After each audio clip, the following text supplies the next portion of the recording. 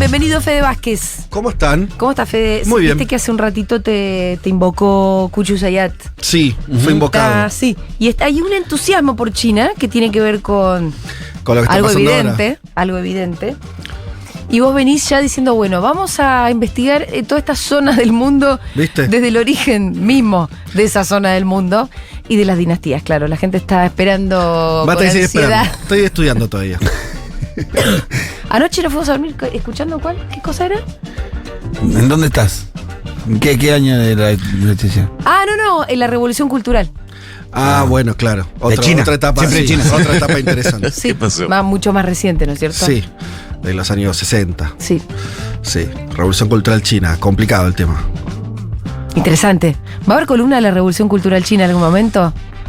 Ya estaba Mao. Que lo demuestre. Ya había pasado Mao. Fue durante Fue Mao. el liderazgo de Mao, sí. Se le salió un poco de las manos, ¿no? Se fue un poquito toda la mierda. Se fue un poco a la mierda, sí. Bueno, pero nos vas a dejar con la intriga. Si ustedes no tienen idea sí, de lo sí. que estamos hablando cuando hablamos de la Revolución Cultural China, se van a tener que quedar con la intriga. Ya llegará. Ya llegará. Porque hoy Fede Vázquez viene con... Bueno, el título de la columna de hoy es este. Ahora, vos tenés en cuenta las expectativas que genera esta columna. toda la No, revolución. bueno. A mí me pidió por favor que no habláramos de la cantidad de views que No, tuvo la no, primera no, y del pero hay éxito que decirlo. rotundo de Hay que YouTube, decirlo, que hermano. ya es el No. youtuber Fede Vázquez. Me pidió que no habláramos. Pero así que pecar no voy a pecar hacer- de cómo es, de demasiada. ¿Cómo es que se dice cuando no tenés vanidad? ¿Cómo es lo contrapuesto? Falsa modestia, Falsa sí. modestia es tampoco cierra, hay que darle manija. Ajá, bueno. Está yo muy bien. Sigo lo que ustedes digan. Sigan mirando la columna. Eso. Sigan poniéndole me gusta, que a nosotros nos sirve. Esta columna está siendo filmada por Leo Valle y va a ser subida a YouTube, por si ustedes no saben de lo que estamos hablando. Es su segunda edición recién en YouTube. En la vida real ya hace... ¿cuánto? Es la vida real.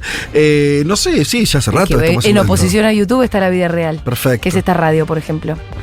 Y harán 2 meses, 3 meses, Puede más ser. o menos. A principio de año, me parece que cuando arrancamos este sí, año sí. ya lo incorporamos Sí. a... Éxito hace rotundo en YouTube. Bueno, la columna de hoy tiene un título. Le puse este título. A ¿Por ver. qué siempre nos quiere matar? Bueno, ya arrancamos bien. Ya arrancamos bien, ¿eh? Aparte, ¿cómo está yendo el clickbait este guacho? No, Ya- pero qué clip. Sí, ya te saqué la ficha, Fede. Pero bueno, desarrolle, que lo demuestre. Que lo demuestre. Que ¿Por lo qué? demuestre. ¿Por qué sería eso, Fede, querido? Les voy a traer. Vamos a tratar de pensar. Esto ese título, sí, puede ser un poco exagerado, hasta incluso. Vos usalo, Leo. Veremos. Tiene que ver con pensar, tratar de pensar lo que. Todos los discursos estos que surgieron últimamente. La ultraderecha, los discursos de odio, Milei, Bullrich y sus spots y todo eso.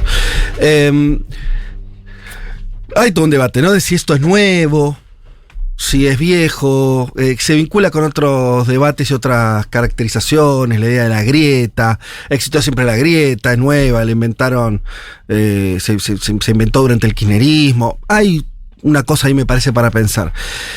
Como siempre proponemos, la mejor forma de pensar es buscar lecturas, para no quedarse en una opinión un poco por el aire.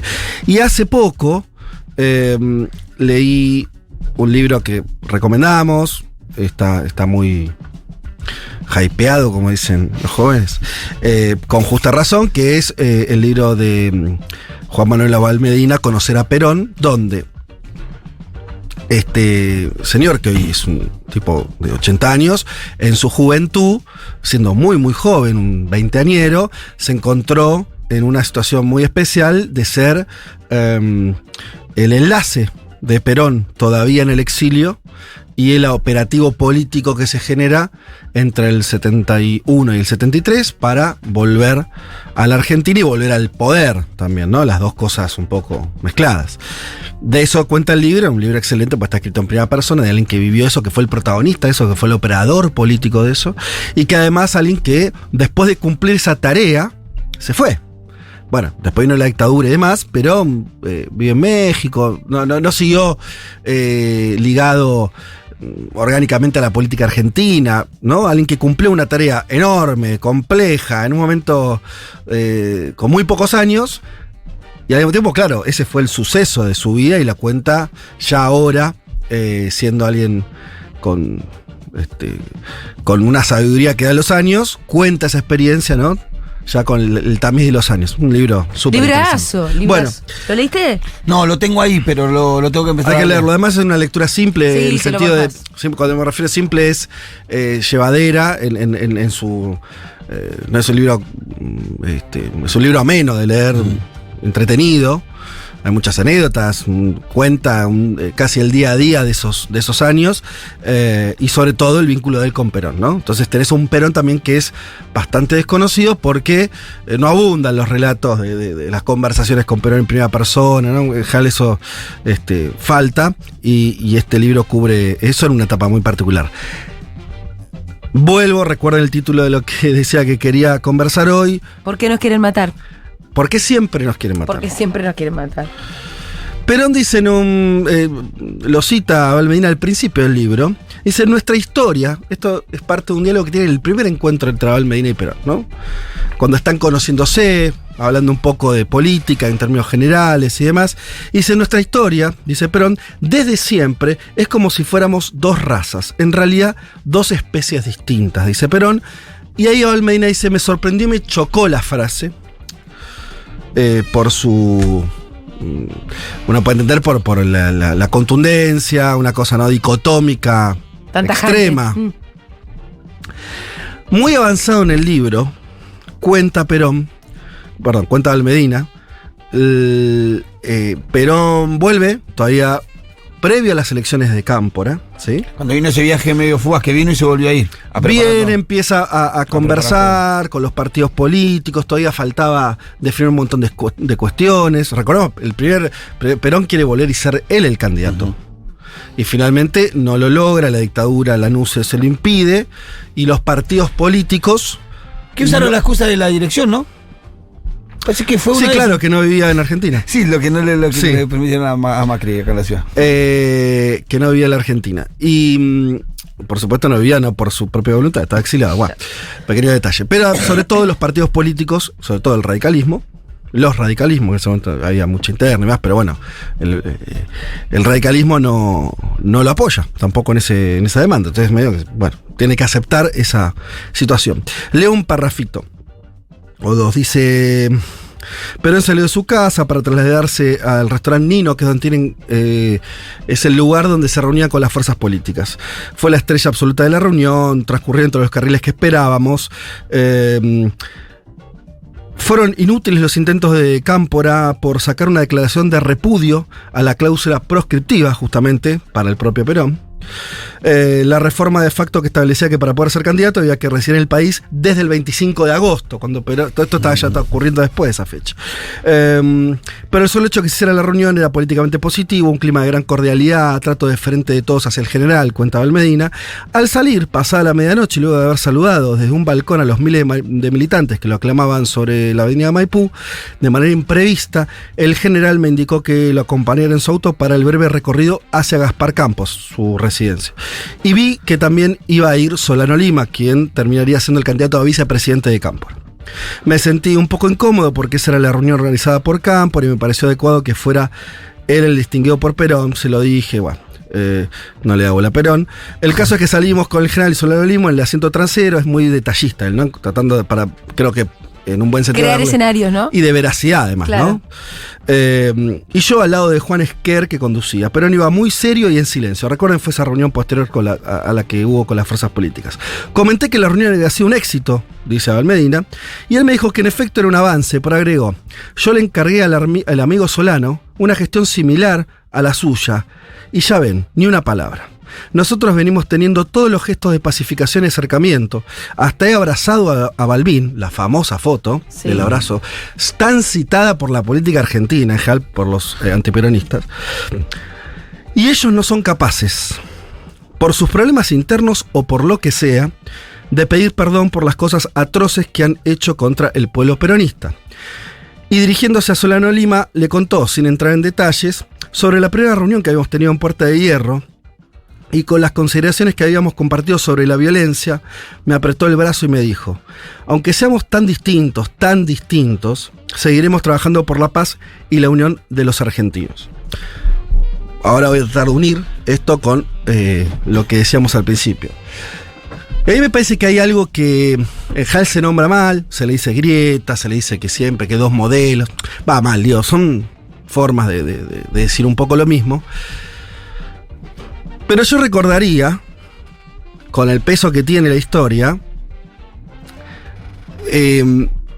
donde siempre, sobre todo en Argentina, el antiperonismo, tiene una incapacidad importante. Cuando digo importante me refiero desde un sentido humano difícil de explicar, y eso de lo de Perón, de distintas especies, no somos como distintas razas, de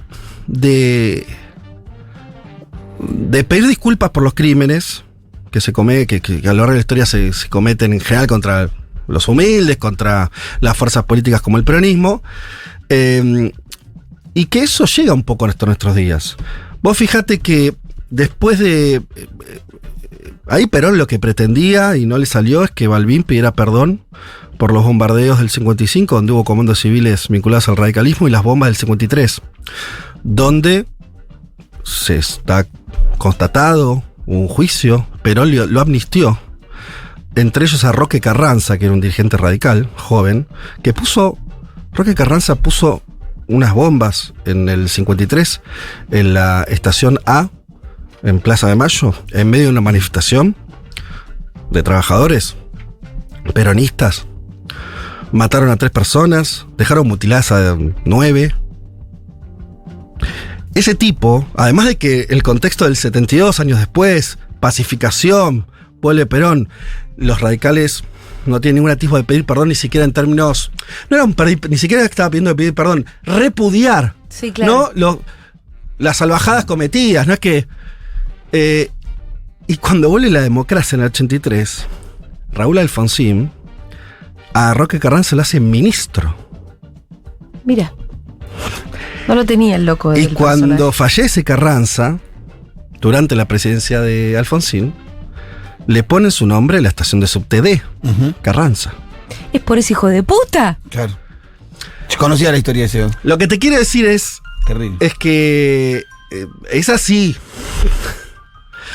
Entonces va a decir, bueno, ¿por qué? El único que pidió perdón fue Néstor Kirchner en nombre del Estado. No, bueno, pero es otra, claro. No, claro, es otra cosa. No, pero no está pidiendo perdón por crímenes. No. Está pidiendo perdón en nombre del Estado. Claro. Pero encima que no tenía ni por qué hacerse cargo porque no fue su fuerza política la de los crímenes, pero sí pide perdón en nombre del Estado. O sea, la única vez que se escuchó la palabra fue de un peronista incluso. Sí, está bien, claro. Ahora, yo creo que está bueno quedarse con esa pregunta en algún punto. No para cargar de odio, porque hay una complejidad más. ¿Por qué? Porque yo por eso leí el final, donde Perón dice, aún así, tenemos que igual insistir en esto. Decís, y vos podés traerlo y ver a Cristina después del intento de asesinato y volver a decir, che, no se puede, tenemos que ponernos de acuerdo, esto no está bien, ¿no? Bajar el tono. Hay algo que es medio, no sé si la palabra es trágico, es así, que además de que los movimientos populares, el peronismo en particular en general, es el que sufre las consecuencias de la violencia política, cuando digo en general es casi siempre, cuando los perpetradores de la violencia en general son siempre también del mismo lado, el antiperonismo más cerril, pueden ser radicales, pueden ser milicos, pero los une esa matriz antiperonista. Por más que la insistencia en convocar al diálogo y demás parece infructuosa, por más que humanamente decís, la verdad, esto no está yendo a ningún lugar, al mismo tiempo, además ya de cargar con eso, no queda otra que insistir en ese camino. Uh-huh. Y yo creo que ese dilema hay que entenderlo, porque es así. Porque desde una posición, esto te acuerdas cuando hablamos de izquierda, derecha, de posiciones más maximalistas, ¿no? ¿Qué diría? Bueno, evidentemente el diálogo no, esto hay que salir a confrontar y devolver con la, ¿no? Es un poco, eso no funciona. Y no solo no funciona, sino que no es algo que esté en los papeles de nadie. No, oye, y cuando lo intentó hacer Perón se arrepintió enseguida, que fue la noche del bombardeo del 55, en donde, viste, dijo, si cae uno de nosotros, 5 por 1. Al otro día a la mañana, a la primera hora, dijo, no, muchachos. 5 por 1 no. Paz, nosotros no. Tenemos vamos. 1000 ejemplos. Tenemos la madre de Plaza de Mayo respondiendo con amor y con pedido de justicia al asesinato y desaparición de sus propios hijos.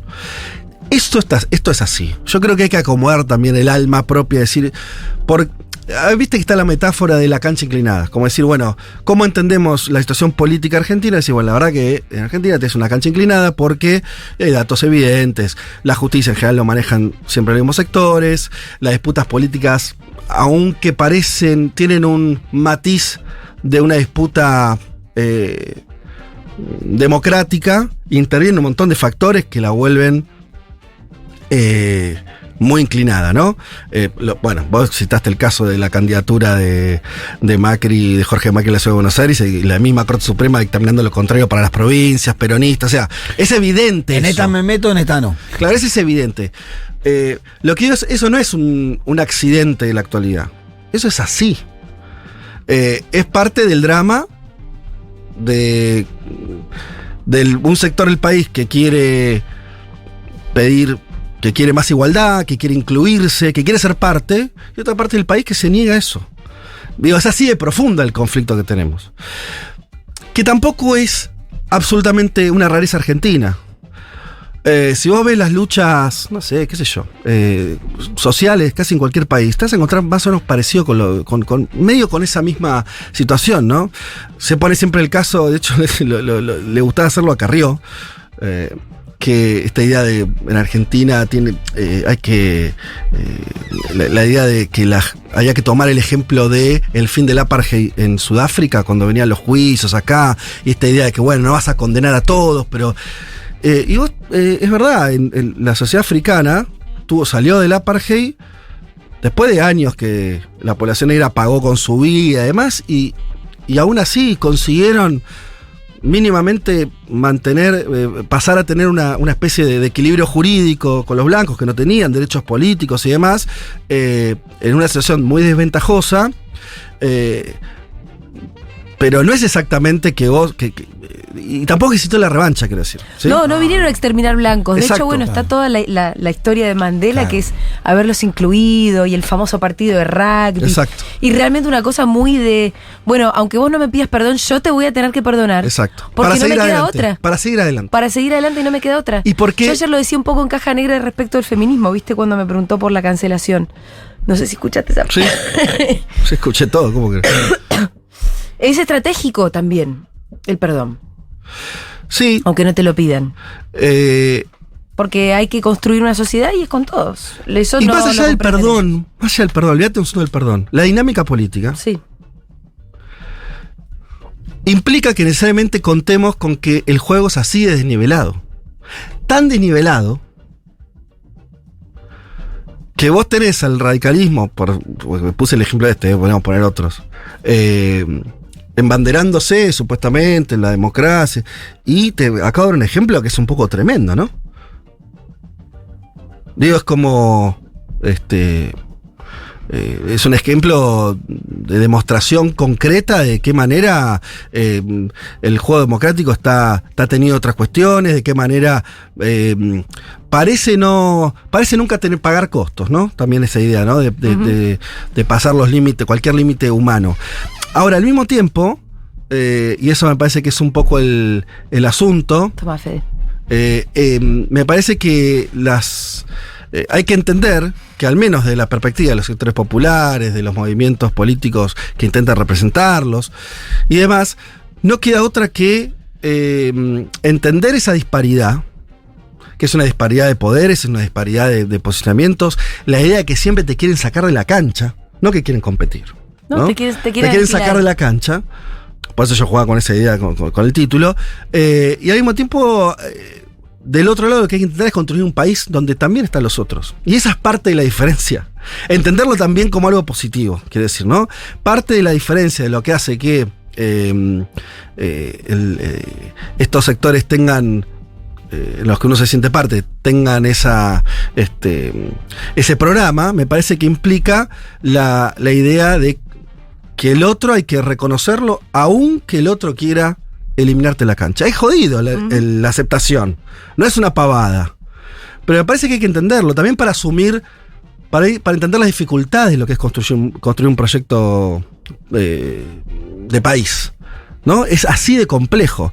Digo, el propio Perón, pero en el 70 volvía a 60% de los votos, ¿no? O sea, y ese Perón tenía que igualmente entender una complejidad política, entender a los sectores, tratar de negociar con los que no lo habían dejado participar durante 20 años en política.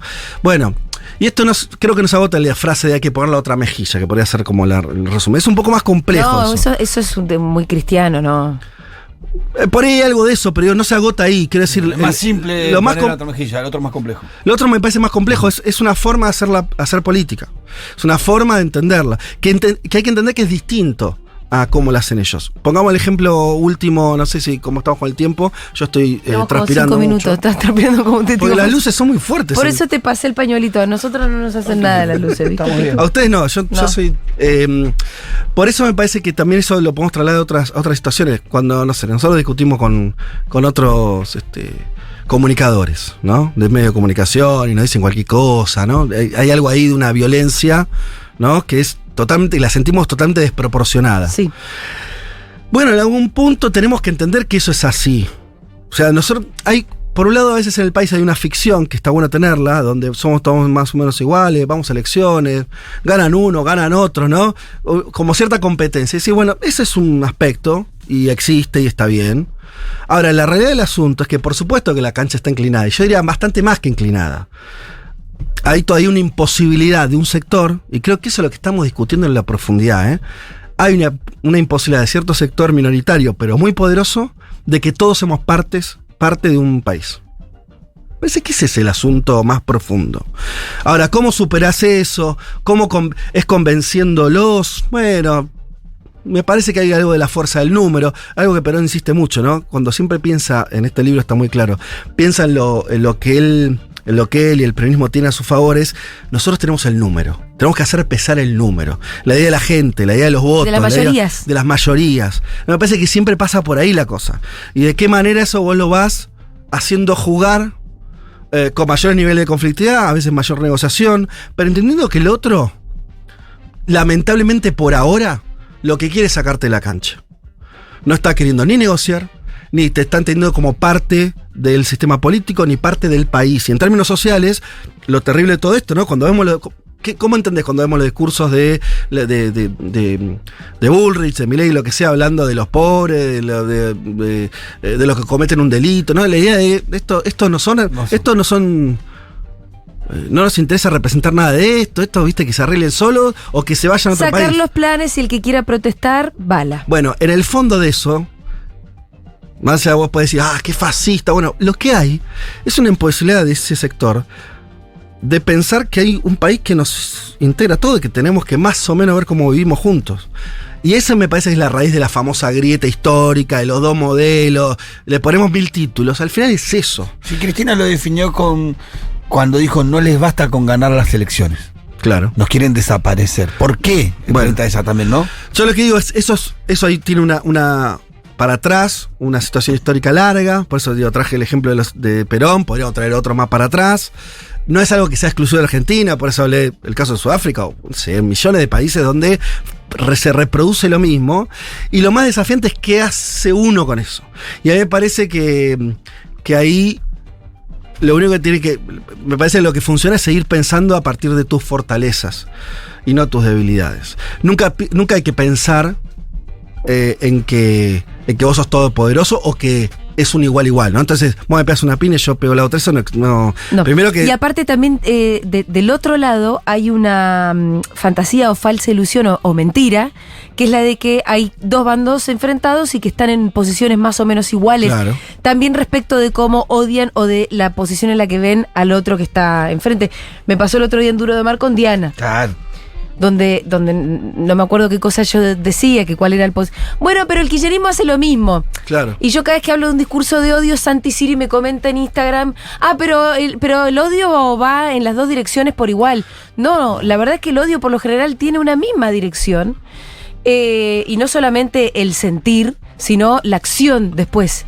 Y la performance que termina en un acto de violencia que parte del odio. Ujú. Y nosotros buscamos ganar una elección, no desaparecerlo. Buscamos ganar una elección para gobernarlo a ellos también y para mejorar la vida de ellos también.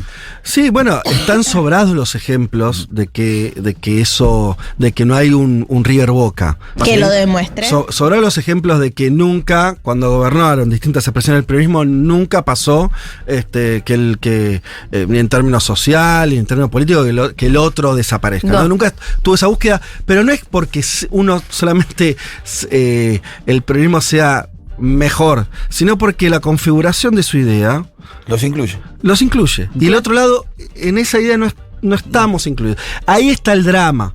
Digo, que muchos países atravesaron eso, y la superación de eso es cuando finalmente existe algún tipo de proyecto nacional que termina de definir otras reglas de juego, otros parámetros. Sí. Y último punto. Que no son los famosos pactos de la Moncloa que al final No, claro. siempre van para un lado, ¿no? Y después, una última cosa que por ahí daría para más, pero Te queda un minuto, Fede. siempre pensamos, o sea, siempre tendemos a pensar que lo que está ocurriendo ahora es terrible, y es lo más terrible que pasó. La derecha nunca fue tan extrema como ahora. Bueno, no es así. Nos bombardearon. En este país pasaron cosas terribles. Con eso lo que quiero decir es que no es invalidar la gravedad de lo que está ocurriendo ahora, pero sí entender que esto tiene su historia y que lo que estamos viendo ahora son, me parece, como actos reflejo de aquellos también, de aquella forma de pensar que se reactualizan, ¿no? Cuando la derecha se queda también sin un proyecto más o menos vendible en términos sociales, lo que le aparece es reactivar sus peores aristas, las más jodidas. El programa lo principal de su programa es la eliminación de ese otro. Y última cosa, que hoy, Te quedan 30 segundos, Fede. Bullrich, Milei, en todo caso, rememoren el menemismo, digan cosas muy bravas, pero aunque nos cueste creerlo, también ellos tienen un límite en lo que están diciendo. También para eso es bueno mirar la historia. Yo creo que aún con todos los problemas, desde el retorno democrático para acá, ¿no? Hay ciertas cosas que son mucho más difíciles de sostener. Quiero decir, todavía no estamos en una situación de... la historia argentina tiene momentos muchísimo más oscuros que este, y con propuestas mucho más draconianas de las que tienen ellos. Y eso no es producto de esa mejora de ellos, sino que en estos 20 años, 30 años, 40 años, la sociedad argentina mejoró mucho. Y eso también hay que lo pondría en la balanza para entender dónde estamos ahora.